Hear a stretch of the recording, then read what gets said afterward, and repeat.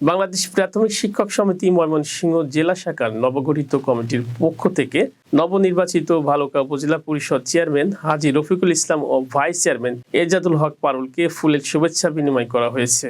ময়মনসিংহ প্রতিনিধি জানান, দুপুরে উপজেলা পরিষদে নবগঠিত কমিটির জেলা শাখার সাধারণ সম্পাদক ও ভালুকা শাখার সভাপতি মোসাম্মদ আশরাফে খাতুন, সিনিয়র সহসভাপতি রমজান আলী সরকার সহ শিক্ষক সমিতির নেতৃবৃন্দ শুভেচ্ছা বিনিময় করেন। উপজেলা শিক্ষক সমিতির বিভিন্ন পর্যায়ের নেতৃবৃন্দ এ সময় উপস্থিত ছিলেন।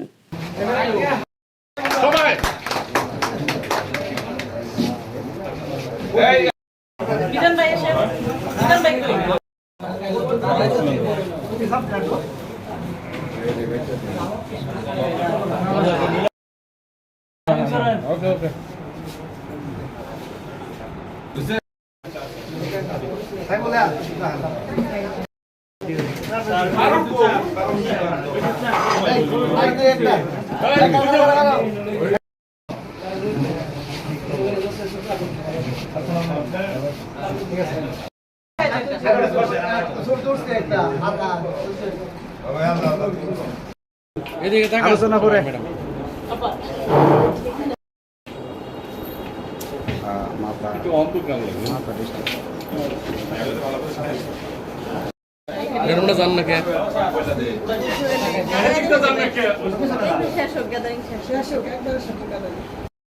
শেষ না হয় তাহলে কোন আর ফেরত আস্তে আস্তে